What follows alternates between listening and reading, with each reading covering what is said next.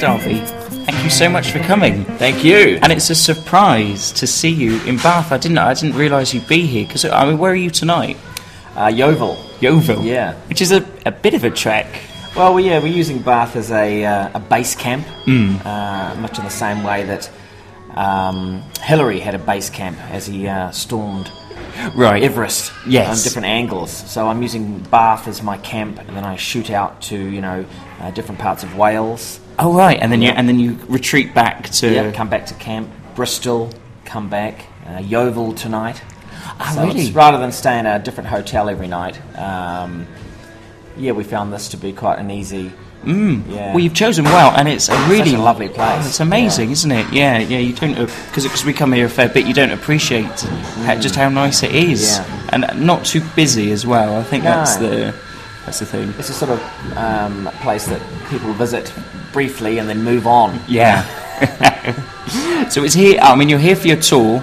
This way to the spaceship. How far are you in? Are you kind of comfortably in now? Yeah, we're comfortably in, but not quite at the halfway point or anything like that. So I think we're 5 shows down. We've got 15 to go. So it's not getting there.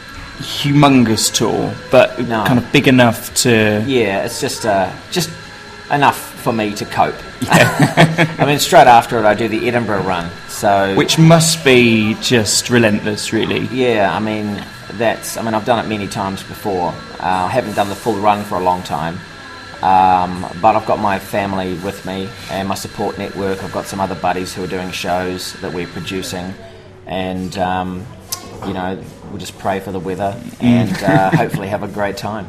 It should be good, and I suppose actually having that support network just makes it that much easier, because I think isolation is a big thing in Edinburgh. Yeah. If you're cut off from reality and that's all there is. That's right, yeah. Especially when you're a struggling comic. How did you find it when you weren't quite as well known? Yeah, drinking. It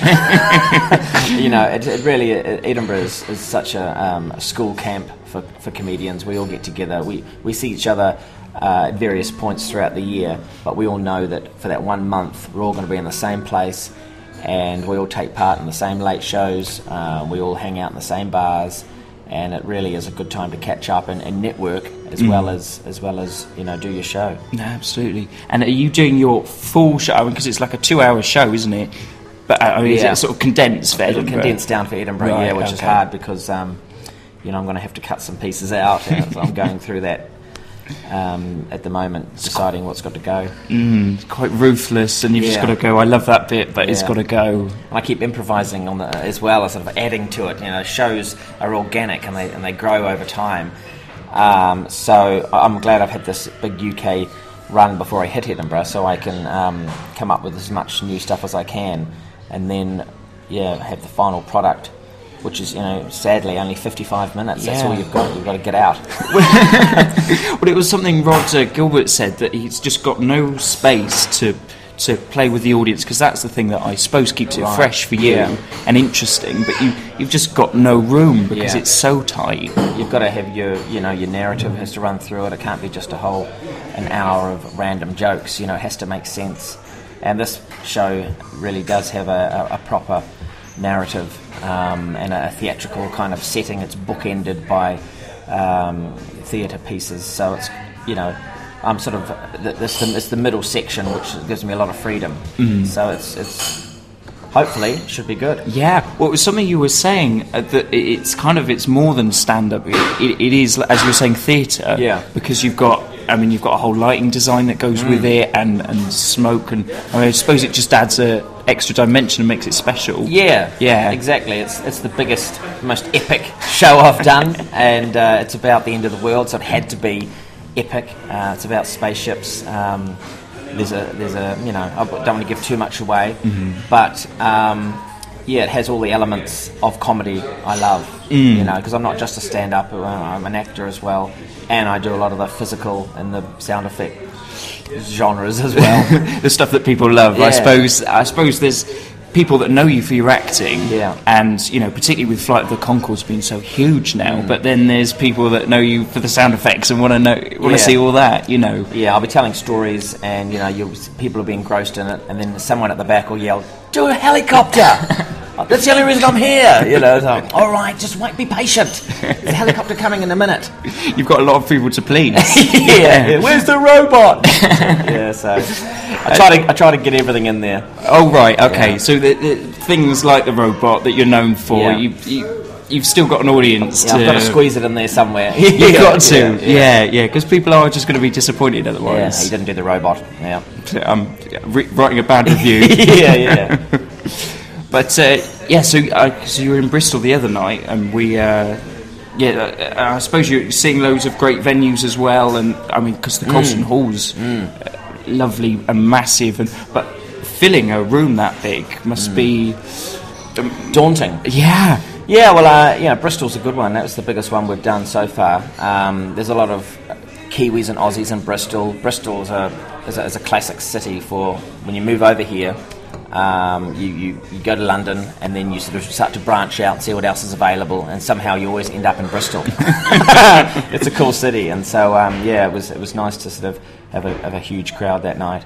So many different venues. I like turning up on the day completely blind and then seeing what the venue is and then going, okay, how we're going to make this one work. Right. There's a wide variety of very modern and also very old classic, theatres, sort of thing you'd see on the Muppet Show.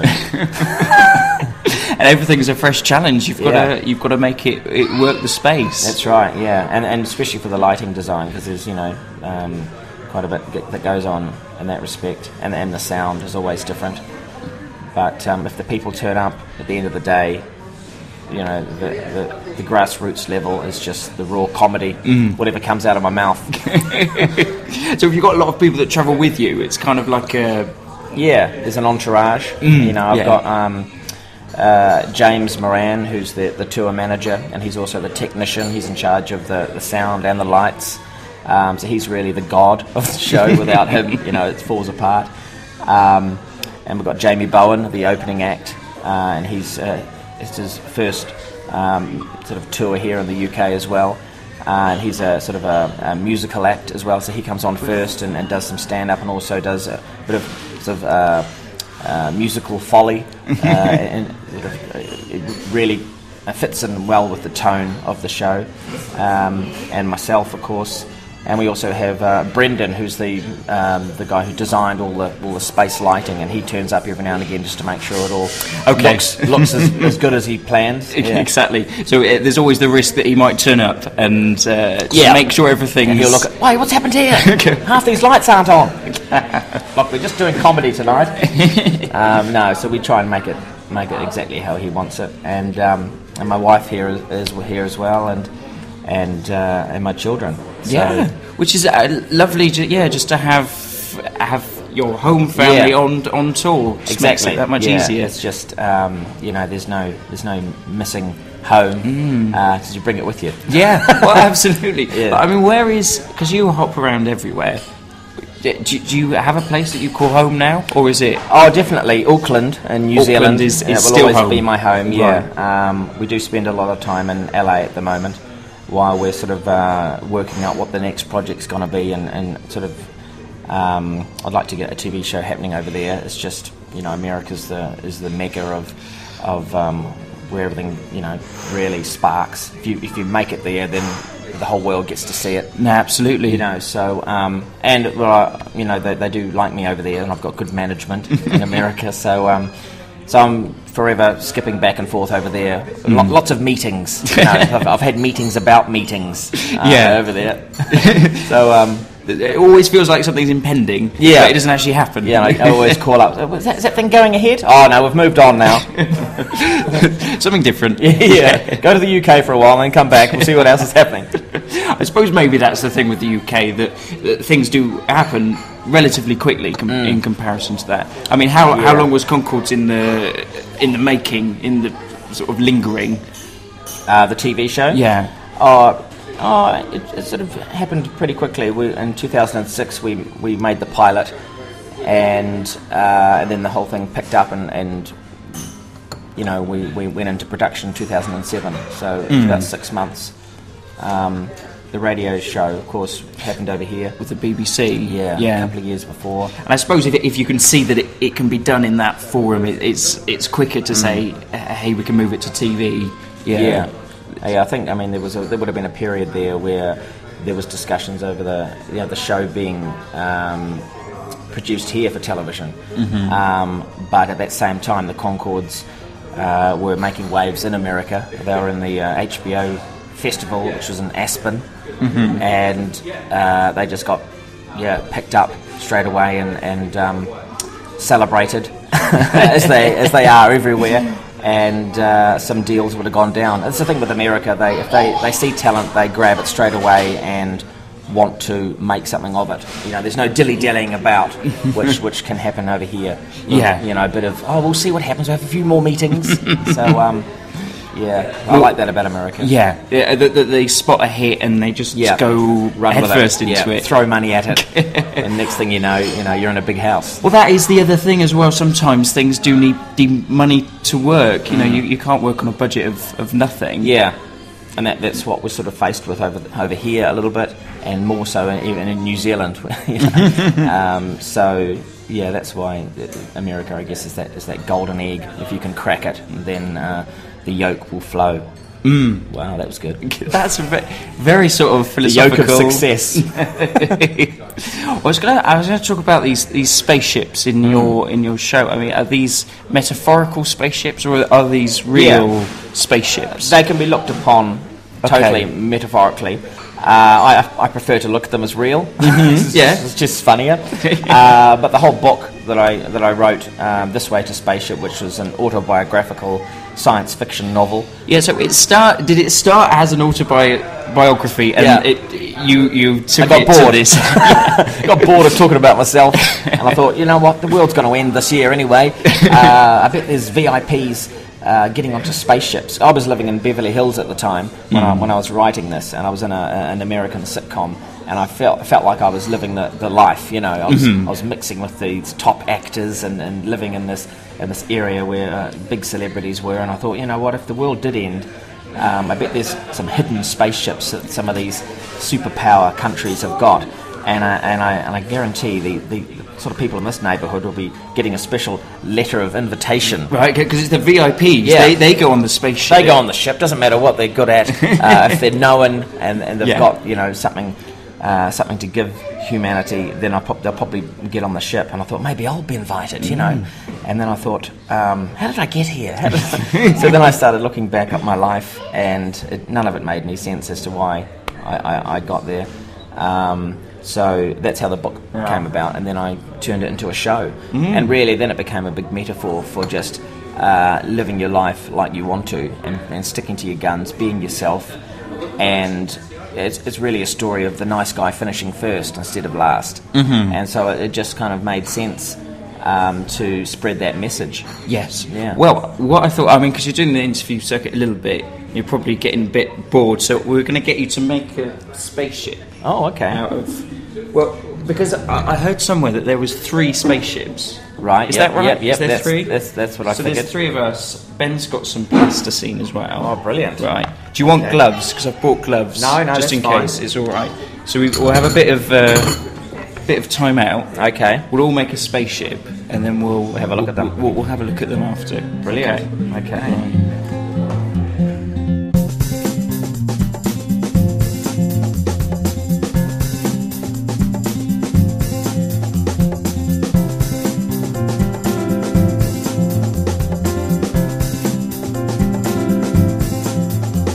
So, we've made our spaceships. I think that's pretty good. Should we start with yours? Yeah. That's pretty... it looks great. I mean, what were you thinking? Is there sort of a psychological angle? Well, I was just thinking, straight up and down, the old classic.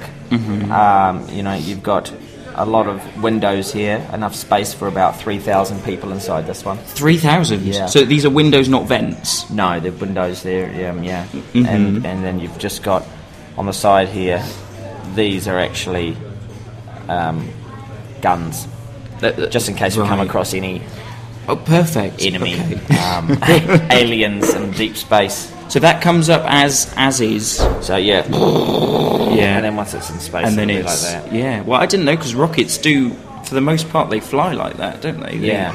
It's only initially that they they so start. I think what'll inside everyone will be sort of strapped in, facing upwards, and when it turns like that, everything moves and it becomes a flat. Well, that is something special. Thank you very much. No worries. This one's Ben's. That's good. Which is he's very Massive boosters. That's cool. I mean, that's awesome. It's very smooth. Yeah. Whenever he makes plasticine, it's very good. It's very space shuttle. But much bigger, I'm imagining. It's like an airline. Shuttle, yeah. You fit a lot of people in there as well. That's a good one. Yeah. I don't think you could fit many in mine. I think it's more sort of a showpiece. Right. The entrance is at the back, you see. Oh, wow, look at that. I can see them all going in there. It comes down, sort of, it can be like a cargo thing. Yeah. So people can come in that way.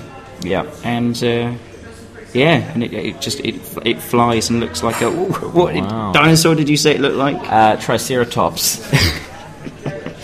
Wow. That's great. I think we'll keep them there. Okay. For the rest.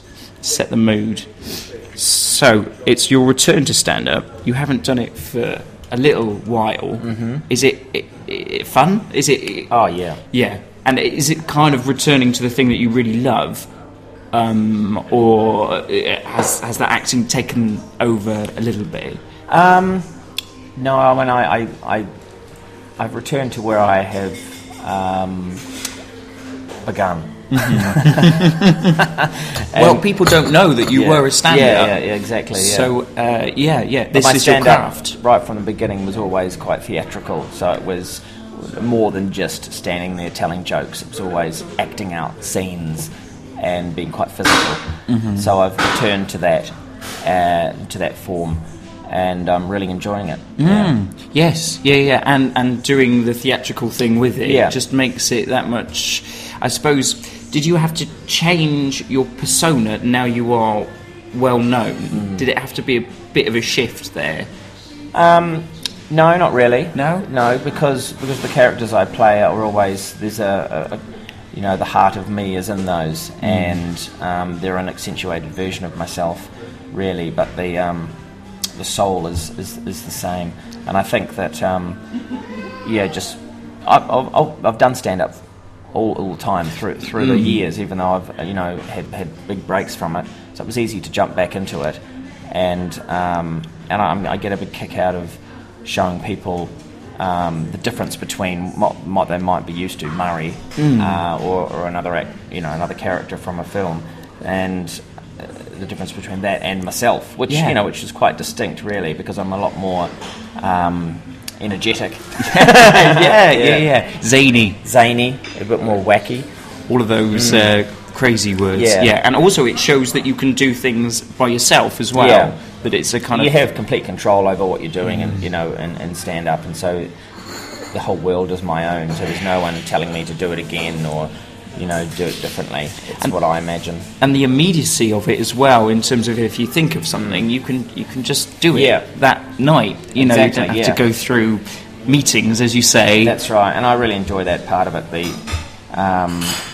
the spontaneity of what I'm doing on stage, which, in connecting with your audience, I get a kick out of that. Yeah. So is it frustrating if you're in a film and you don't have creative control so much? I know stuff like with the Boat That Rocked, you could improvise a bit. Yeah, there was a bit of that in that, which is good. And I did another one, Coming and Going, which is a romantic comedy, which the director let me do what I liked. Like, he'd give me my own take. So if I had any ideas, I would just do something, and he used a lot of that stuff, which must be gratifying. Great. And then I've had other experiences where you just got to sort of toe the line, and that's fine, because I would say, well, surely wouldn't it be so much funnier to do this? And he would sort of go, well, yeah, maybe, but we're not doing that sort of film, So, you should. More people will watch it. So I think that's that control aspect of someone who has been a stand-up, is used to having complete control, and when that's sort of taken away, you go, oh, what's your film, mate? I'm not gonna watch it. Fine. I don't say I didn't warn you. Yeah. And of course, then it turns out to be fine, and so you go, oh, okay. So it's not all about me. So, yeah. Now you're at a point that you can have control over things. Would you probably opt for that, though? Yeah, absolutely. Yeah. I mean, I've had a few goes at dropping in on projects, and you just don't have the control over all aspects of it. And so where it's going to go, you can do your best in your part, but that might not be good enough. So I think now I've matured enough in this career to take the helm, and which is good. And I've only been acting, for about 5 years, so haven't been around very long. So now to suddenly have the position where I can go in at the early stages and either produce my own work or with other people. What's the term? So I'm losing it. I need more coffee. Right. More coffee. Okay. Anyway, yeah, So I'm writing scripts now. So yeah, right. Because I think the key for me was when I wrote this book, and I put it out there, and crossed my fingers and closed my eyes, squinted, and then everyone went, "No, it's great, it's funny." And I was like, "Oh, okay, cool." So I can write. So I was worried there for a second that he's great when you put a camera on him, he can improvise, but can he actually write anything when he sits down? Yeah. I've handed this big script in. It's just bollocks. It makes no sense. There's a lot of drawings here. Yeah. So I've proved to myself that I can write. So next I'm going to write some scripts. Some scripts, sort of sitcoms or TV show. Yeah, I like TV shows. Yes. Yeah. And I'll also try a screenplay as well. See whatever comes out first. Well, I think it's the thing a lot of people say is how great the stand-up is, but to have a thing that's yours that you work away and you chisel at, and you make it something great. That's right. And to create a show like a TV show, that could be something that could go on for years. It could mean that you're in one place for a long time, which is good for a comedian who has a family, rather than having to tour. And you work with a family of people, and which is all the sort of things I love doing. So so I hanker for that. Yeah. Have something to hold on to, sort of an anchor point. Yeah, that's right. Yeah, and then you can sort of maybe go off in when I get bored, occasionally head off and see the world again. And you think that would maybe be in not Australia. I'm gonna New Zealand. New Zealand. Yeah, I'd like to create that in New Zealand ultimately. Because it's the greatest country in the world. Yeah. It's your home. It's exactly. my home, yeah. Like you say. But I suppose it is a bit of a struggle sometimes because you've got fans everywhere, so you want to please them to an extent. Yeah. And provide them with enough stimuli. Enough of the Darby mania. Yeah. Yeah. So that making a TV show and playing various characters and doing that I'll be able to release that upon the world if I've got the right connections. Yeah. So is that your next sort of project? Because has it been a little while since you've done a film? It's been a couple of years. Okay. Yeah. So so you kind of. You've done your film thing, your stand-up thing, and you're sort of looking forward to the next phase, which is the television, my own show, my own. Watch this space. Fingers crossed. Yeah. No. So you were saying about, just to go back to the stand-up, that you weren't gonna do a show until you had something that you were really pleased with. And what you thought was really excellent. Do you think you've got there? Absolutely. Yeah. This is the best show I've ever done. Very proud of it. It combines all the elements that I love, and the subject matter that I love. So, hey, who can't beat spaceships? Well, indeed. The 13-year-old in me comes out every night. Absolutely. And has a dance. There's also dancing in the show. Dancing as well. Yeah. My God, dancing and spaceships. Dancing robots, spaceships. And it's great for people to release their inner child a little bit. That's right. Yeah, especially in this day and age where there's a lot of bad vibes in the world, and so I think my show offers a real release from that, a real escapism, to remember the goodness inside humans, which is that at the end of the day, we're here to have fun, you know, not to be depressed about what's happening with the earth or what's happening with banks and you know, money and things. So I think there's a certain amount of escapism in my show that people are really loving. And comedy that comes from a good place rather than which I think is more and more prevalent now. Yeah, absolutely. I think as the economy sort of goes down, people just want that escapism. Yeah, don't go down with it. You know, remember who we are. We're kids. We're kids at heart, having fun. That's what it's all about. We're lucky to be alive. Thank you so much. No worries. It's been a pleasure. You. And enjoy the rest of the tour and everything and your life. I will. Thank you for giving me the opportunity to make a little ship. You're so welcome. Yeah. Great. Thank you.